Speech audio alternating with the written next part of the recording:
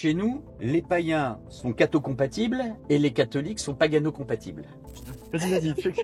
Une barricade, elle a que deux côtés. Je vais dire une phrase qui peut choquer, mais ils viennent de partout et de nulle part. Comment est financé l'Institut? Comment se sert-il de l'argent? Nous n'aimons pas l'esprit bourgeois à l'Iliade, c'est-à-dire l'esprit matérialiste, puisqu'en fait les médias refusent de passer les droits de réponse, alors que c'est une obligation légale pour faire plaisir à Emmanuel Macron.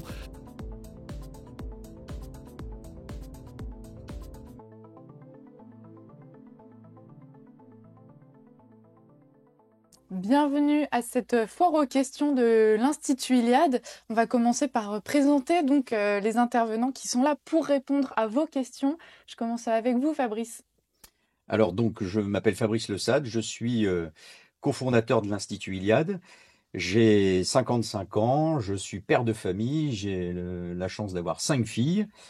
Je travaille depuis plus de 30 ans dans la grande distribution spécialisée, pour faire simple. Romain, vous avez la parole. Bonjour, donc je suis Romain Petitjean, j'ai 45 ans, je suis bourguignon et père de 3 enfants.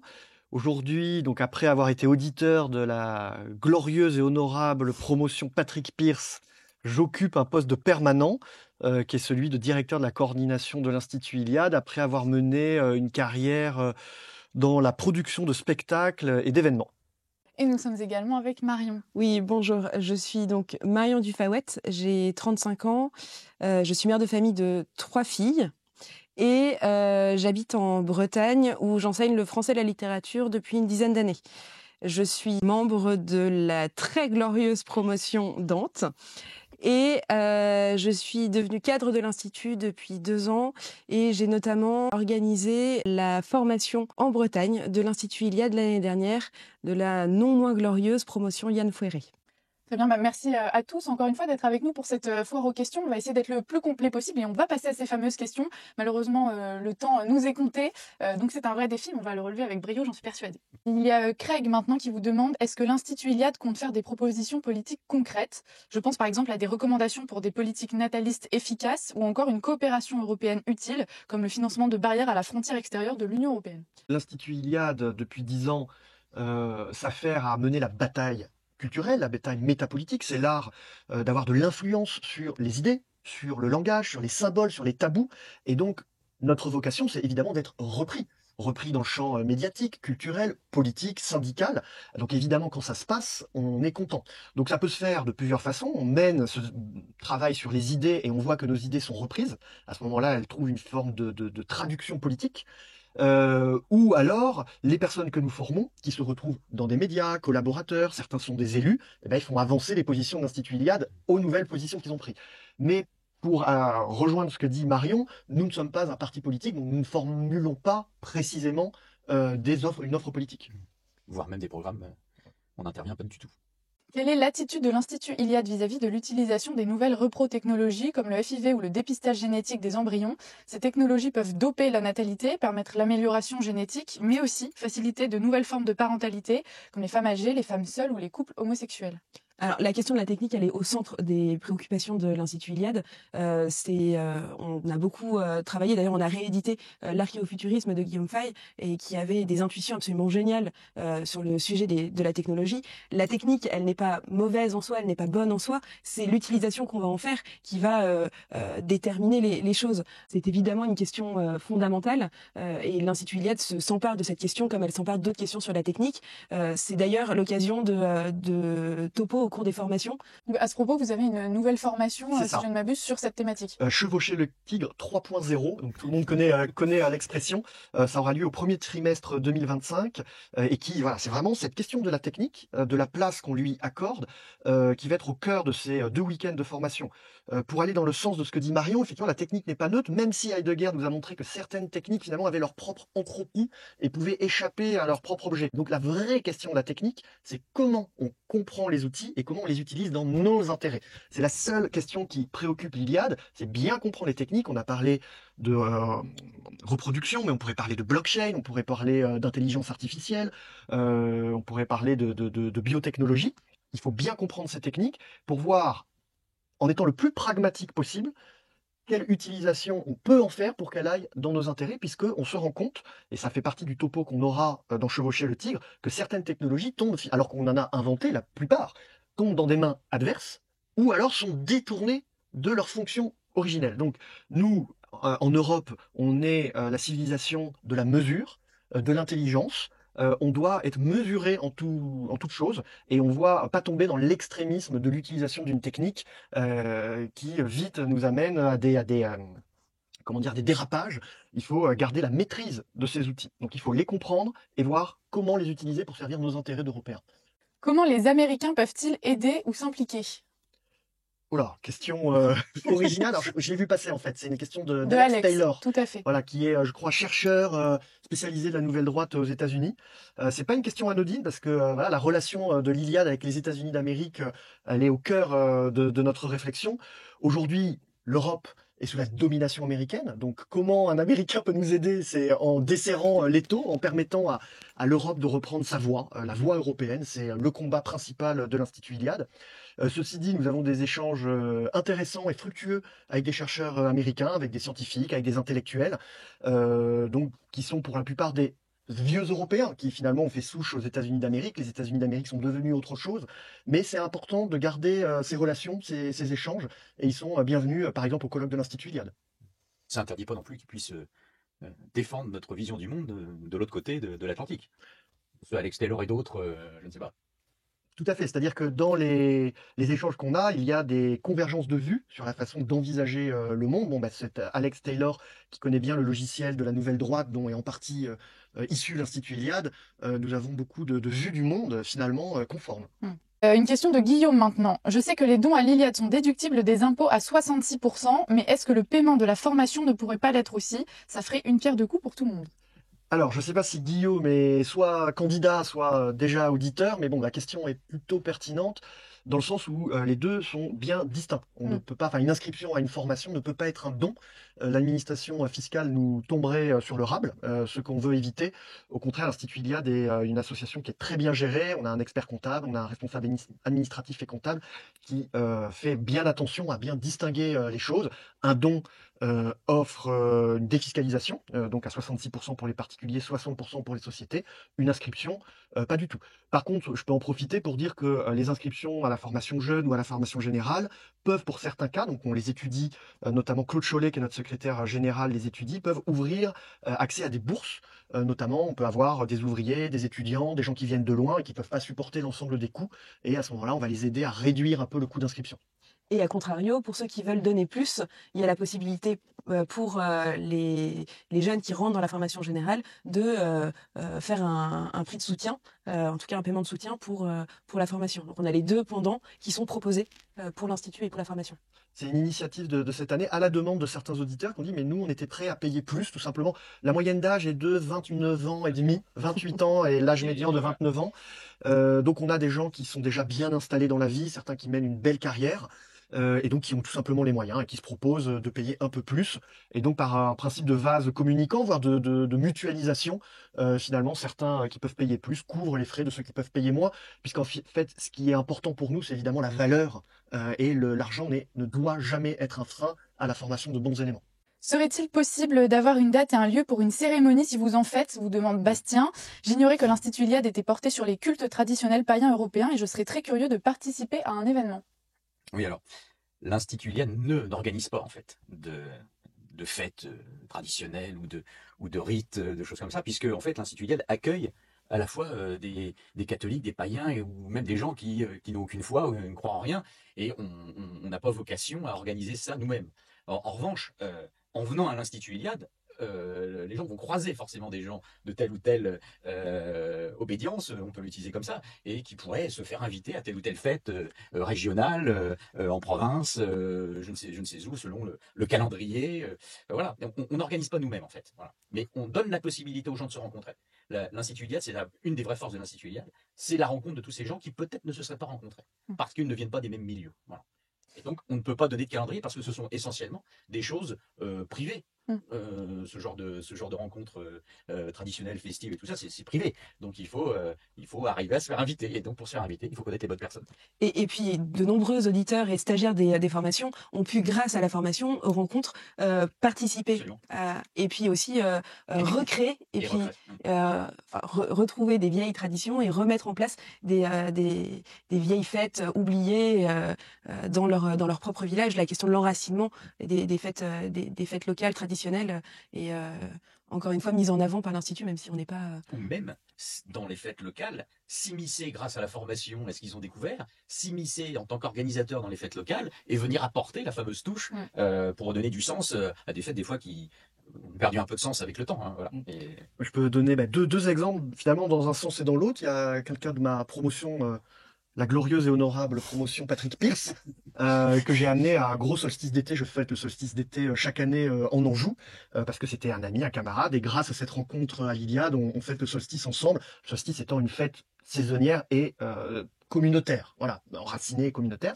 Et dans l'autre sens, j'ai découvert, grâce à l'Institut Iliade, des auditeurs qui ont un groupe en Bourgogne, où je me suis installé et d'une certaine façon réenraciné il y a quelques années, qui s'appelle Les Téméraires. Et ils m'ont invité à passer un week-end ensemble. Et c'est un moment communautaire. Donc sans l'Iliade, je ne les aurais jamais finalement approchés, rencontrés. Et j'aime bien l'expression de Fabrice, l'Iliade est l'endroit où on va rencontrer les bonnes personnes. Et c'est vrai que il y a toute une sélection qui est faite avant, et on regarde justement les personnes qui ont du tempérament, qui ont déjà un ancrage, qui sont capables de s'engager, qui sont capables d'avoir une vision du monde. C'est pas des gens neutres, c'est pas des gens... c'est pas des encéphalogrammes plats, quoi. C'est des gens qui ont du relief, de la personnalité. Donc forcément, en venant à l'Iliade, quand on est attaché aux fêtes traditionnelles, saisonnières, à nos rites, à nos mythes, on va tomber sur les bonnes personnes. L'Institut Iliade défend-il une Europe politique à l'instar par exemple de Dominique Vénère et de Gérard Dussouis, ou a-t-il une vision souverainiste de l'Europe de type Europe des nations? Alors oui, l'Institut Iliade a comme vocation de défendre l'Europe civilisationnelle. Donc c'est bien la civilisation européenne qui est au cœur d'un éventuel projet politique. Il faut bien distinguer les deux. La politique, il faut être pragmatique. C'est un art qui est différent de celui des idées, des valeurs, des vertus, d'une éthique qui nous différencie des Africains, des Asiatiques ou des Américains par exemple. Donc cette Europe politique, il faut trouver la bonne voie. Force est de constater que pour le moment, elle n'a pas été trouvée. L'Europe de Bruxelles, qui est un centralisme finalement inféodé à Washington, avec des intérêts qui sont contraires aux Européens, est un échec total. Le souverainisme purement national, circonscrit aux États-nations qui sont relativement modernes, ne nous semble pas toujours très opérationnel dans une planète totalement mondialisée, avec des États civilisationnels justement qui émergent, la Chine, la Turquie, etc. Donc il y a une voie à trouver, on y réfléchit, on y répond en grande partie. Là, on est dans une foire aux questions, c'est très difficile d'y répondre en 2 secondes, mais Olivier Achenlaub a écrit un livre cartouche sur l'Europe, on a fait tout un colloque l'année dernière sur ces questions-là. Moi, personnellement, je pense qu'une confédération d'États avec le principe de subsidiarité, c'est-à-dire un principe qui est aujourd'hui totalement inexistant dans l'Europe de Bruxelles. L'Europe de Bruxelles, c'est des fonctionnaires apathiques hors sol qui vont dire à des Finlandais, à des paysans finlandais qu'il faut acheter un frigo pour garder leur poisson à -20 alors que c'est la température extérieure. Donc on en est aux aberrations des fonctionnaires européens, cette espèce d'ectoplasme qui n'est plus politique, qui ne fait d'ailleurs plus de politique, qui fait de la morale, ou alors quand il fait de la politique, c'est pour servir des intérêts qui ne sont pas ceux des Européens. Donc il y a toute une réflexion qui est menée par l'Institut Iliade pour effectivement aller vers une voie politique européenne. Quelle forme elle prendra, on ne sait pas. On sent dans vos réponses l'importance que ça a pour l'Institut Iliade de recréer ce lien communautaire entre les gens aussi. Est-ce que vous pourriez rapidement nous expliquer pourquoi c'est important ce sens de la communauté pour l'Institut Iliade? C'est peut-être d'ailleurs ce qui nous distingue d'autres organisations, me semble-t-il. C'est qu'on essaye d'apporter un peu de spiritualité à ces jeunes qui nous rejoignent, parce que je ne sais pas si le sujet viendra dans nos échanges, mais les gens qui s'inscrivent, les jeunes qui s'inscrivent aux formations de l'Institut Iliade, je vais dire une phrase qui peut choquer, mais ils viennent de partout et de nulle part. C'est-à-dire que des fois, ils n'ont aucune attache particulière avec telle ou telle association culturelle, locale, ou je ne sais pas, et qui découvrent ce milieu-là, qui ont entendu parler, et à qui on donne cette possibilité de croiser d'autres personnes qui ont un peu plus de spiritualité avancée, et s'intéressent à ça, et découvrent cet univers, en fait. Et c'est vraiment... c'est l'œuvre, en fait, avec une majuscule de l'Institut. Cette possibilité qu'ont les gens de rencontrer et de découvrir autre chose qu'ils ne connaissaient pas. Et vous savez, quand on constitue les formations, on s'amuse à regarder avec Romain, au moins la moitié de chaque formation, ce sont des gens qui, voilà, ils viennent de nulle part, entre guillemets, c'est pas péjoratif ce que je dis, mais ils viennent se raccrocher, ils ont ouvert les yeux, il s'est passé quelque chose. Voilà. Moi, il y a quelque chose qui m'avait marqué sur l'aspect communautaire. Il y a toujours un questionnaire de satisfaction à la fin des formations. Donc, il faut savoir que c'est quand même exigeant le niveau. C'est de type universitaire, c'est intellectuel. Donc, on est toujours attentif à ce que le niveau soit le plus haut possible et que le message soit bien reçu. Là-dessus, on a toujours de bons questionnaires de satisfaction. Mais aussi beaucoup de stagiaires qui deviennent auditeurs une fois qu'ils sont distingués, qui disent que c'est les moments communautaires, c'est-à-dire soit de la session 3 dans la verte, où on vit vraiment en communauté, où il y a l'esprit de promo qui naît, ou finalement un ensemble de petits rites qui ponctuent les sessions de formation. Il y en avait 2 ou 3 qui découvraient qu'avant chaque repas qu'on se retrouvait, on chantait à la santé du confrère, qui est un chant très convivial, tout simplement parce qu'ils n'avaient jamais chanté de leur vie. Alors il y en a ceux qui viennent du scoutisme ou qui sont un peu plus militants, ils connaissent l'importance du chant pour une communauté et d'autres pas du tout. Donc l'Institut Iliade à sa façon, si on peut apporter cette pierre de faire découvrir l'importance du rite, ça change une vie. Hein. Un rite communautaire, même petit, change la vie des gens et il y a des stagiaires qui nous montrent clairement dit. En tant qu'ancienne stagiaire, moi, l'un de mes meilleurs souvenirs de la formation, c'est justement le week-end dans la Verte dont parlait Fabrice, où on a chanté jusqu'à l'aube avec un petit groupe de stagiaires de la promotion. Et même si la formation en tant que telle, je ne nie pas l'intérêt de cette formation, c'est vraiment le fait que la promotion fasse corps. On arrive au début, on est des petits atomes un peu éloignés les uns des autres, et à la fin de la formation, au bout des 5 week-ends, on est il y a la naissance d'une promotion où tout le monde en fait prend des nouvelles les uns des autres. Il y a une fraternité, c'est très républicain de dire ça, mais on repart pas tous en se disant on va prendre des nouvelles de temps en temps. Il y a une vraie vie de promotion et ce que tu disais est très juste. C'est vraiment la force de l'institut, c'est d'avoir réussi à créer tous les ans pas seulement des élèves, mais des camarades. Une question qui nous vient d'Instagram. Quels points de la pensée de Dominique Vénère sont abordés durant les formations de l'Institut Iliade ? Alors, le point le plus essentiel, à mon sens, de la pensée de Dominique Vénère qui est abordée, c'est la question de l'éthique de la tenue. Dominique Vénère insistait beaucoup sur ce que devait être un Européen. Alors, il y a évidemment la question, je pense que Romain et Fabrice vous en parlerez tout à l'heure, de la formation intellectuelle universitaire et d'historien de Dominique Vénère, son passé aussi de militant politique. Mais moi, ce qui m'a beaucoup marqué quand j'ai fait la formation, c'était la vision qu'avait Dominique Vénère de ce que devait être un Européen debout et de l'aristocratie européenne qui ne devait pas se vivre juste dans la rue ou en public, mais un Européen, c'est quelqu'un qui, au quotidien, dans les gestes les plus simples de la vie courante, tient ses engagements et debout se respecte et respecte les autres et donc il n'est pas débraillé chez lui, débraillé dans tous les sens du terme. Dans tous les sens du terme, effectivement, il s'occupe de sa famille, voilà, il a ses responsabilités qu'il assume et il ne vit pas juste sur les acquis de ses ancêtres, mais il les fait aussi fructifier, il les transmet aux générations suivantes. En tout cas, moi, c'est vraiment cet aspect-là de la pensée de Vénère qui m'a le plus marqué quand j'ai fait la formation. Et on essaye de faire vivre d'ailleurs cette éthique de la tenue.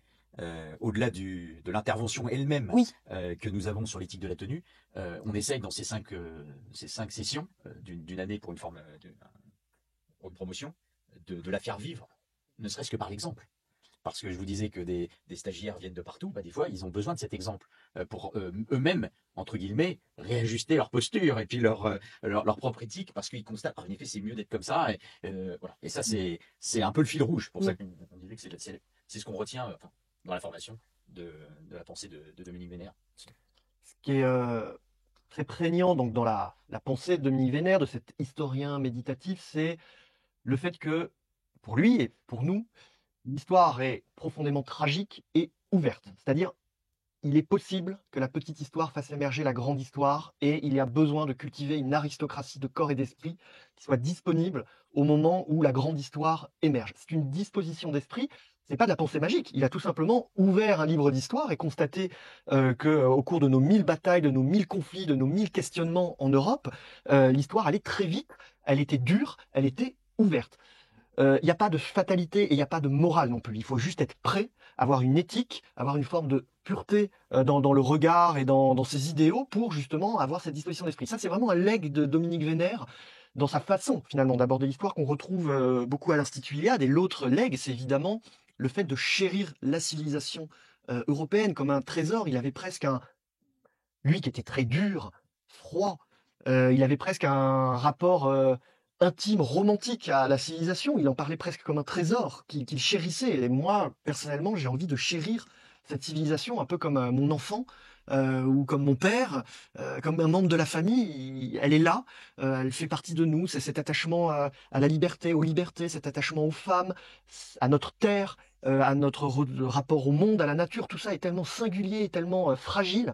Et ça fait vraiment partie du legs de Dominique Vénère. Chérissez cette civilisation. C'est un trésor. Si vous ne le faites pas, personne d'autre le fera. Au contraire, la nature a horreur du vide. On va se faire dévaliser, soumettre, dominer par l'islam, par des nations qui ont d'autres intérêts que les nôtres. Il faut chérir ce trésor. Et un autre aspect aussi de la vision qu'avait Vénère, qui me semble important, c'est il parlait aux jeunes et il avait cette idée que l'histoire, la civilisation n'était pas juste purement universitaire. En fait, on n'est pas.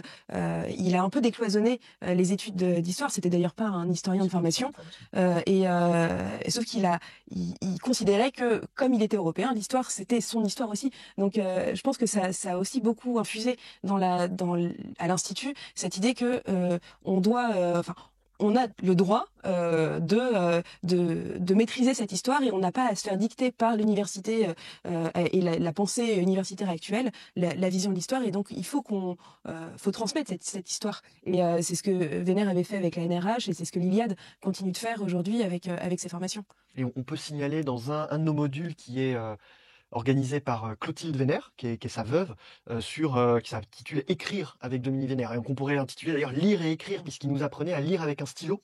D'ailleurs, dans la collection Mémoire en cartouche, pour ceux qui ont été attentifs, il y a de très grandes marges. Ça a été conçu pour justement lire avec un stylo, faire des annotations et faire de chaque livre une cartouche à mettre dans son fusil.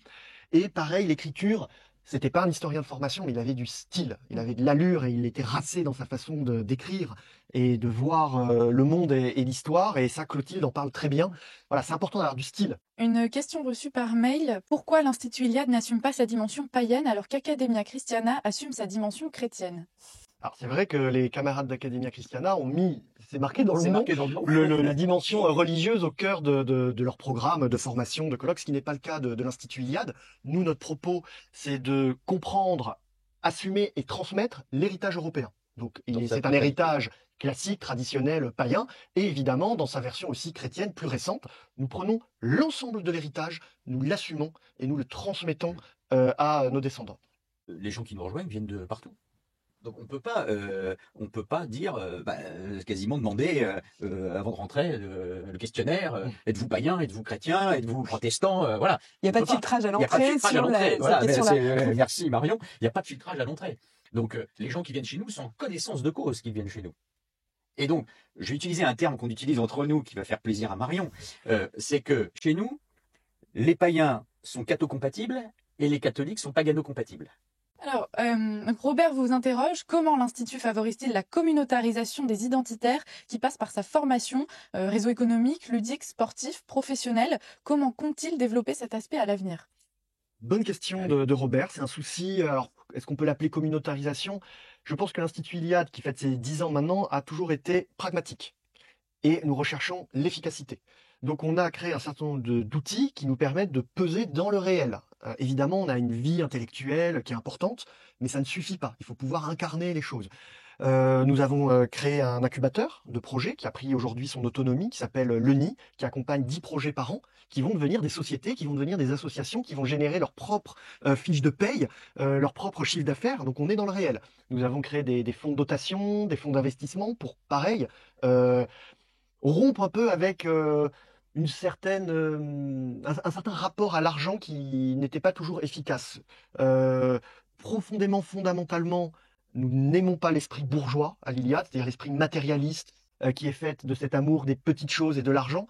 Par contre, l'argent est un outil et nous l'utilisons pour permettre, dans un monde qui est fondamentalement économique et qui permet les rapports sociaux entre les gens, on utilise à travers des outils pour monter des sociétés, pour investir ou pour donner, on utilise l'argent pour aider les nôtres à grandir et à se défendre.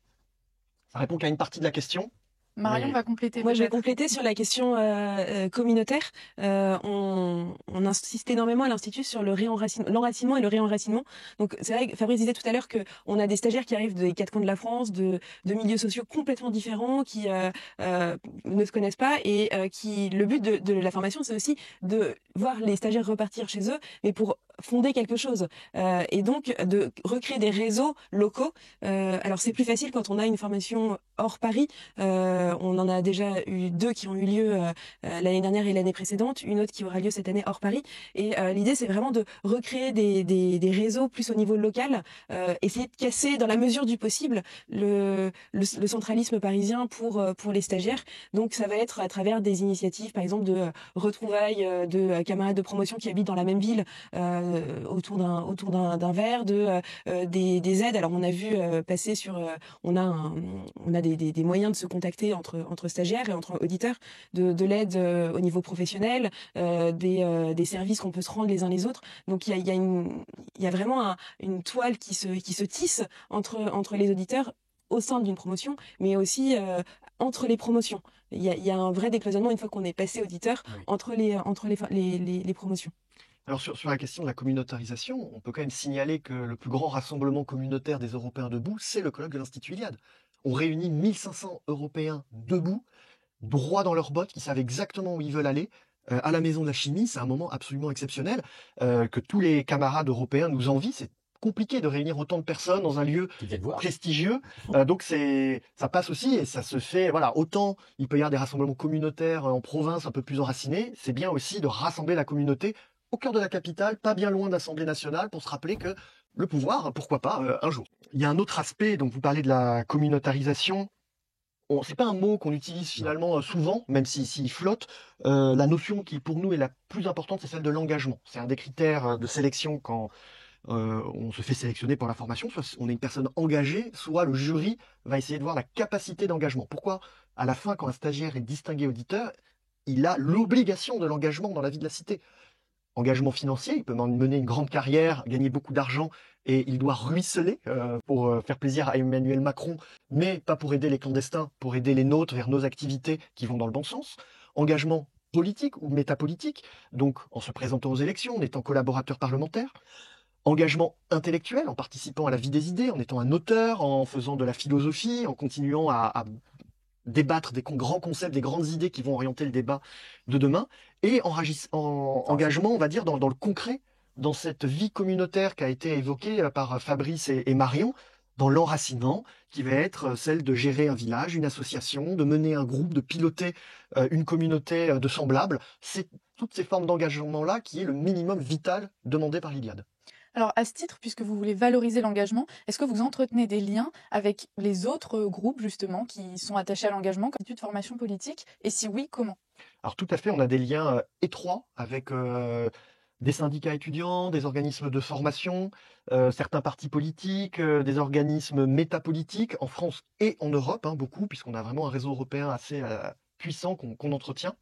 Alors comment ça se manifeste à travers l'échange d'informations. Academia Christina, qui sont des camarades, nous invitent toujours à avoir un stand. Ils nous ont invités à parler. On essaye de rendre l'appareil, puisque nous sommes au moment où nous sommes acculés par la submersion migratoire, acculés par le système marchand, acculés par la pression de l'islam. On se retrouve sur des positions identiques et une barricade, elle a que 2 côtés. Donc nous choisissons de nous retrouver du même côté avec un certain nombre de partenaires et de camarades, on peut le dire. Donc les échanges sont fructueux. Et plus cette nébuleuse, plus cette toile, chacun avec sa singularité, là aujourd'hui dans cette foire aux questions, on rappelle ce qui fait l'identité, la singularité de l'Iliade, chacun peut la cultiver tant que ça va évidemment dans le même sens qui est celui de la défense de la civilisation française et européenne. C'est ça qui compte. tous ces organismes de formation, il y a une réelle coopération, coordination, à la fois dans les stagiaires qui fréquentent nos formations ou nos colloques, les différentes conférences, mais aussi du côté des formateurs. Nous avons beaucoup de formateurs Iliad. Aujourd'hui, pool de formateurs Iliad, c'est à peu près 70 personnes qui forment à l'IFP, qui forment à l'ICEP ou Academia Christiana, et inversement. Donc il y a une bonne symbiose. Une question depuis LinkedIn maintenant. Où en est votre action judiciaire contre l'État après l'interdiction du colloque d'hommage à Dominique Vénère? Donc effectivement, cet homme, Dominique Vénère, devenu historien, qui a inspiré en grande partie la naissance de l'Institut Iliade, on consacre un colloque à cette personnalité majeure et on se retrouve interdit. Donc nous menons 4 procédures actuellement contre Gérald Darmanin, contre le préfet de police de Paris, Nunez, contre le tribunal administratif et contre le Conseil d'État. Elles suivent leur cours. Nous en avons perdu une, c'est celle contre Darmanin en première instance. Alors je ne suis pas juriste, mais c'est la direction qui a été donnée à nos avocats et je dois aussi cette information aux donateurs puisqu'ils aident l'Institut Iliade à se défendre. Nous répondons d'un point de vue juridique coup par coup.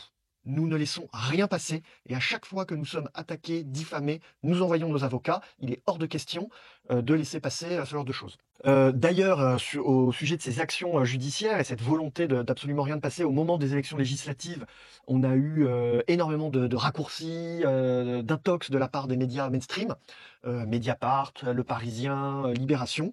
Donc nous avons saisi notre avocat qui a demandé des droits de réponse. Il y en a un qui va paraître bientôt dans Mediapart. Il faut savoir qu'un droit de réponse est très compliqué puisqu'en fait les médias refusent de passer les droits de réponse alors que c'est une obligation légale. Ils nous envoient une réponse technique comme quoi notre droit de réponse n'était pas conforme, ce qui est absolument faux. Et donc c'est une bataille finalement pied à pied entre les avocats des médias qui nous ont diffamés ou qui ont dit des fausses informations sur nous et le nôtre pour rétablir la vérité et puis pour rappeler que l'Institut Iliade, ceux qui veulent savoir ce que nous sommes, ils n'ont qu'à aller sur le site internet ou écouter cette foire aux questions, tout simplement. Ce que les journalistes, qui sont souvent des militants politiques, sont incapables de faire. Est-ce que vous pourriez répondre à Juliette qui vous demande comment est structuré l'Institut, comment et par qui sont prises les décisions dans l'Institut, comment sont-ils nommés et surveillés, existe-t-il une démocratie interne, comment est financé l'Institut, comment se sert-il de l'argent et existe-t-il des rapports d'activité? Alors, C'est une vraie question. Effectivement, l'Institut Iliade est une association loi 1901 qui a une bonne gestion, pérenne, durable, régulière, donc, qui est d'ailleurs permis par les dons réguliers, hein, il faut le signaler. Dès le début, nous avons imaginé une reconduction et un renouvellement des cadres. Donc Marion, d'ailleurs, est un bon exemple, hein, puisqu'elle est auditrice et aujourd'hui, elle occupe un poste de cadre. Alors nous avons des organes de direction interne. Nous avons un triumvirat de 3 personnalités qui sont un peu des sages, qui, quand il s'agit de prendre des décisions stratégiques ou idéologiques pour l'Institut Iliade, donnent le là. Ils le soumettent à un CODIR, un comité de direction. Et ensuite, ils demandent au directeur de la coordination, c'est-à-dire ma personne, de mettre en œuvre les décisions qui ont été finalement dans une forme de démocratie interne, ont été prises. Ça ressemble un peu à l'alting des anciens vikings, quand on se réunissait entre pairs pour prendre des décisions sages et clairvoyantes. Mais vraiment, ce sur quoi on peut insister, c'est vraiment le renouvellement des cadres. Cet après-midi, de cet enregistrement de la foire aux questions, il y a le séminaire de rentrée de l'Institut Iliade. Nous allons être une quarantaine. Sur la quarantaine de personnes, il y a à peu près 25 personnes qui sont des anciens auditeurs et qui ont pris des responsabilités. Un tel est devenu responsable du pôle édition, un tel du groupe Provence. Donc c'est quelque chose auquel on tient énormément. Quels sont vos critères de sélection pour remplir les promotions en termes de parité homme-femme, de représentativité sociale? Est-ce qu'il y a un élitisme assumé? Ah non, il n'y a pas de. Enfin, l'élitisme assumé. En fait, je vais vous dire exactement comment ça se passe, comme ça sera tout à fait transparent vis-à-vis de ceux qui nous écoutent. Nous recevons chaque année, nous recevons des dizaines et des dizaines de candidatures de personnes qui souhaitent faire le cycle de formation. Ils ont un questionnaire à remplir sur le site, ils envoient leur curriculum vitae, ils passent un entretien en visio avec un certain nombre de recruteurs au sein de l'Institut Iliade, et de ces entretiens et de ces questionnaires, nous sélectionnons 24 personnes par promotion. Donc vous savez que nous avons 3 promotions par an, et nous sélectionnons ces gens dans ce lot de candidatures qui ont été envoyées. Et pour constituer une promotion, nous faisons en sorte, en fait, que des gens ça soit l'occasion de se rencontrer et de ne se soit pas rencontrés avant. Vous voyez ce que je veux dire? Et que géographiquement, on va mélanger des Parisiens et des provinciaux, sociologiquement, d'un point de vue aussi universitaire, vous avez les bac plus 7 qui vont croiser le CAP menuisier, et voilà. Et ça, c'est aussi encore une réussite de l'Institut Iliade, cette rencontre de personnes qui ne se seraient pas rencontrées parce que justement venant d'univers différents. Mais quand on parle, je crois que dans la question il y avait cette notion d'élitisme, c'est ça? Oui, tout à fait. L'élitisme se fait aussi par certains candidats qui viennent chez nous, qui ont des cursus universitaires importants, mais globalement c'est pas la clé d'entrée. Hein. C'est pas Romain l'a dit tout à l'heure. Il y a cette notion d'engagement que nous devons sentir. Un bac plus 7 qui n'a pas décidé de s'engager, il a peu de chances de faire la formation chez nous. Après, il y a un principe de réalité. Tu disais tout à l'heure que l'âge moyen des stagiaires, c'est 28 ans. Donc, forcément, 28 ans, c'est beaucoup de jeunes qui ont fait des études ou qui. Donc, on peut pas nier non plus le fait que on a dans les promotions des grosses pointures, mais c'est pas le plus important en fait. Moi, je me souviens dans ma promotion, il y avait les deux extrêmes en termes de formation. Et ben. Tout le monde a reçu ce qu'il avait à recevoir et ensuite tout le monde a redonné dans la question de l'engagement ce qu'il avait à redonner derrière. Plutôt que le terme d'élitisme, j'aime bien le terme d'aristocratie qu'on utilise d'ailleurs dans son sens le plus noble, aristocratie de corps et d'esprit. Et on voit bien d'ailleurs que notre menuisier qui est en CAP en Lorraine ou celui qui est aux mines et qui est déjà bac plus 8, on peut retrouver ce comportement aristocratique, cette capacité d'engagement et cette volonté de défendre nos positions chez les deux. C'est ça que nous allons rechercher en premier. Et ce que nous allons évacuer lors de la sélection, c'est les poseurs. C'est les poseurs et c'est ceux qui sont incapables de se dépasser, de sortir d'eux-mêmes pour se livrer au combat que nous devons mener. Donc c'est une forme d'aristocratie qu'on recherche. Sur cette sociologie, on peut ajouter qu'on n'a pas de quota. Donc il y a des filles et des garçons, mais on n'aura jamais de quota. Ce n'est pas du tout notre politique. On peut constater quand même une évolution sociologique. Au tout début, on avait beaucoup de profils type Sciences Po, histoire, philosophie. Et depuis 2-3 ans, on a une explosion des profils d'ingénieurs, de juristes, de scientifiques. Alors c'est assez intéressant. Donc d'ailleurs notre formation Chevaucher le tigre arrive à point nommé. Je pense qu'on redevient dans un monde où les ingénieurs, les techniciens, les scientifiques, on voit d'ailleurs que quelqu'un comme Elon Musk devient le grand héros contemporain de la jeunesse, pour des bonnes ou mauvaises raisons, c'est plus l'homme politique. Et donc les ingénieurs, les scientifiques sont peut-être en train de comprendre qu'ils ont du pouvoir, et qu'ils vont avoir du pouvoir, et qu'ils ont besoin d'éclairer, d'orienter leur corpus idéologique et théorique, puisqu'ils ont du pouvoir, ils ont besoin d'avoir cette colonne vertébrale que l'Institut Iliade leur offre. C'est la raison pour laquelle ils viennent se former. Donc on a aussi une évolution sociologique, et c'est important pour l'Institut Iliade d'être en prise avec le monde contemporain et de ne pas être dans une bulle. Donc sur la question de la parité homme-femme, je me permets de répondre puisque je suis un peu la... Il y a des femmes à l'Institut, c'est bon, j'en suis la preuve, mais il y en a aussi dans l'équipe le comité de direction, des formatrices aussi de haut vol qui apprennent beaucoup aux stagiaires.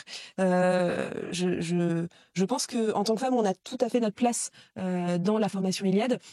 Et ça doit pas être un frein pour les jeunes femmes qui se posent la question de rentrer ou pas. Est-ce que c'est réservé aux hommes? Pas du tout. Alors c'est vrai qu'on est peu nombreuses au sein des promotions, des formations. Quand on regarde le colloque, la proportion des femmes est merveilleuse.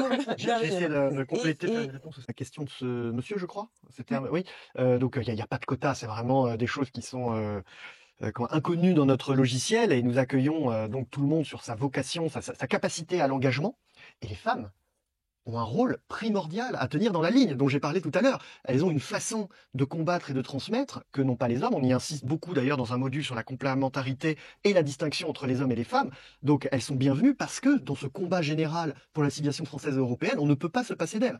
Bon, cerise sur le gâteau, le fait qu'il y ait des hommes et des femmes dans les promotions fait que l'Institut Iliade a quelques mariages et quelques bébés Iliade à son actif.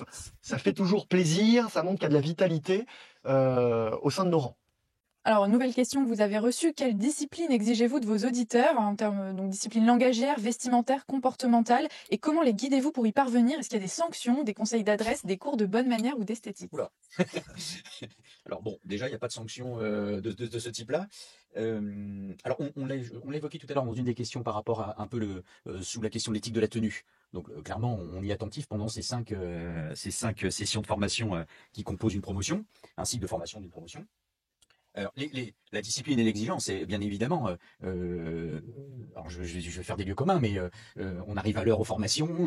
On est respectueux vis-à-vis des formateurs. On est respectueux du groupe, hein, puisque la première session, on apprend à se découvrir et ainsi de suite.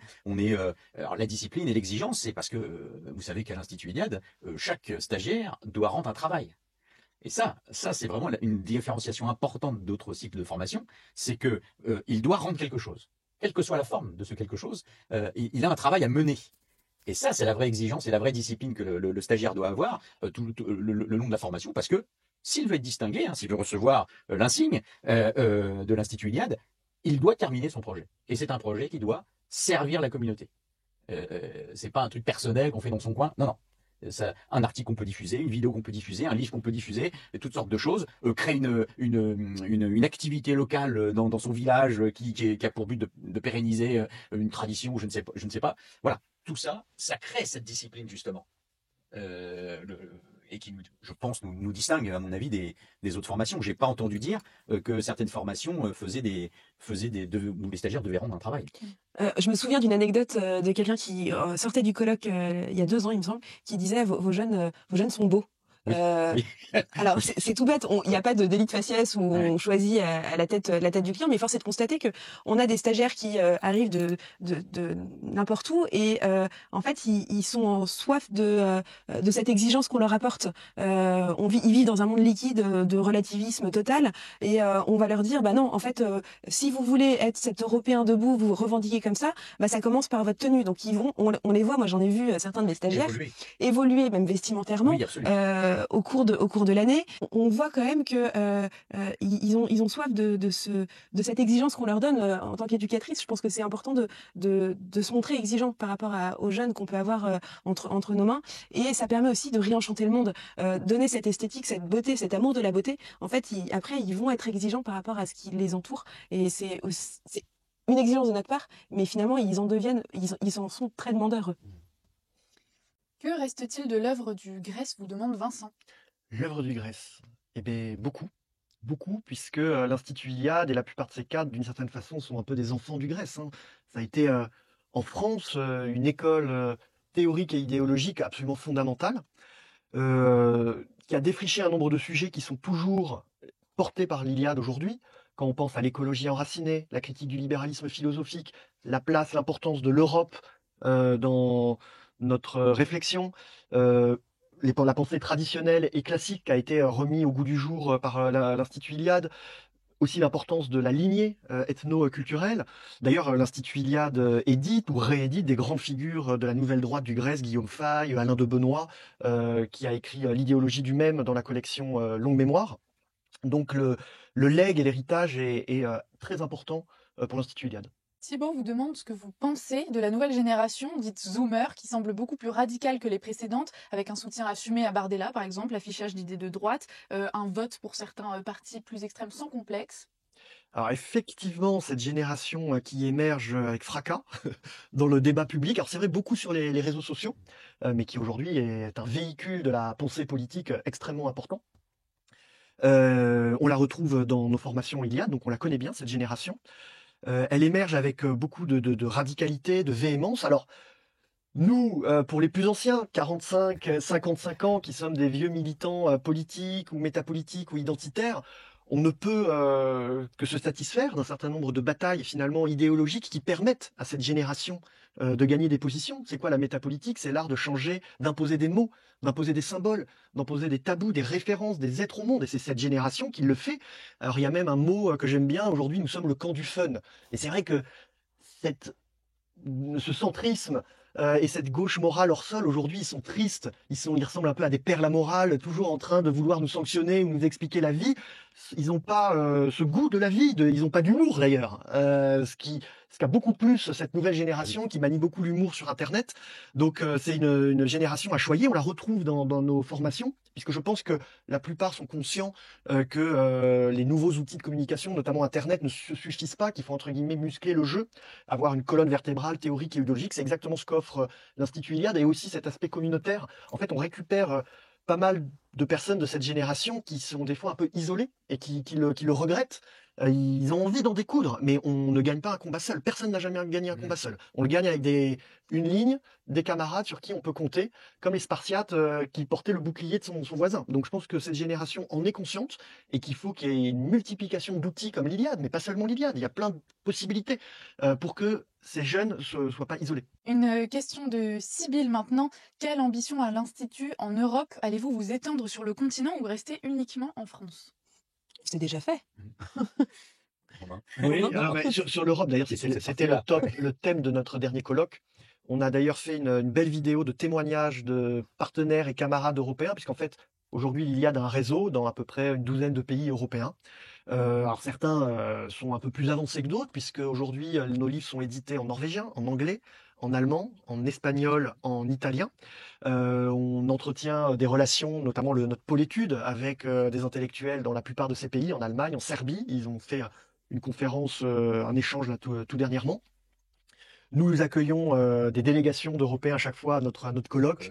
Alors en fait, en Europe, chaque pays dans notre mouvance va bien faire quelque chose. C'est vrai que le colloque Iliade, il irradie et il sert d'exemple. Et là, nous avons notre responsable des relations européennes, Pierluigi Locchi, qui est justement à 2 jours de colloque Valganger en Italie, dans le Piémont, je crois. Il va parler au nom de l'Iliade et c'est directement inspiré de ce qu'on a pu faire. Donc ça, c'est absolument, c'est très très satisfaisant pour nous. D'ailleurs, toujours en Italie, ils se sont inspirés de la carte blanche artistique et des expositions qu'on a menées depuis 10 ans, puisqu'ils font une grande exposition. Alors la petite différence qu'il y a avec nous, c'est que les Italiens, ils ont plus de connexions avec les mairies, les départements, la région. Donc l'expo, elle est subventionnée totalement par la région, qui d'ailleurs a acheté des œuvres à l'Institut Iliade pour les exposer. Bon voilà, chacun gère sa barque. On entretient. Nous avons accueilli aussi des hommes politiques, des femmes politiques à la tribune du colloque. Donc ce sont des relations. Et puis il faut citer les extensions qu'il peut y avoir à l'Institut Iliade à l'étranger, donc notamment dans la sphère francophone, puisque là nous avons la première formation en dehors de France, en Belgique. Donc il y a 2 personnes bien connues de nos spectateurs qui sont Egonon, Antoine Dress et Jérémy Banneton, tous les 2 auditeurs et auteurs et un peu tête pensante aujourd'hui au sein de l'Institut Iliade qui pilote ça. La sélection est terminée. Il y a une promo de 24 personnes. Il y a des Belges, il y a des Wallons, il y a quelques Flamands francophones qui viennent des Pays-Bas, des Flamands francophones qui viennent de Flandre française. Donc on va avoir un beau maelstrom au cœur de l'Europe carolingienne. Et nous travaillons aussi avec nos auditeurs. Il y aura, on peut le dire quasiment officiellement, une formation jeune, un week-end de formation jeune en Suisse en 2025. Voilà, donc l'Europe est notre horizon principal. Et tu oublies l'un des éléments les plus importants, l'Institut Charles Quint espagnol. Mais t'en parleras sans doute mieux que moi. Bon, l'Instituto Carlos Quinto, donc a été fondé sur le modèle de l'Institut Iliade. D'ailleurs, il y avait une question sur l'organigramme, comment on était constitué finalement la régence interne de l'Institut Iliade. On leur a donné notre modèle qui fonctionne depuis 10 ans et ils se sont constitués de la même façon. Ils ont déjà fait des formations, ils ont des tribunes libres dans les médias espagnols. Et ça y est, l'Institut vit de ses propres ailes, selon le principe de subsidiarité. Une fois de plus, ils sont autonomes. De temps en temps, ils se tournent vers nous quand ils ont des questions en faisant appel à notre expérience. On leur donne nos conseils, mais on n'a pas plus de droit de regard que ça, puisque voilà, l'Institut est créé, il a émergé grâce à l'Iliade et aujourd'hui il est autonome et il accouchera peut-être d'autres petits bébés.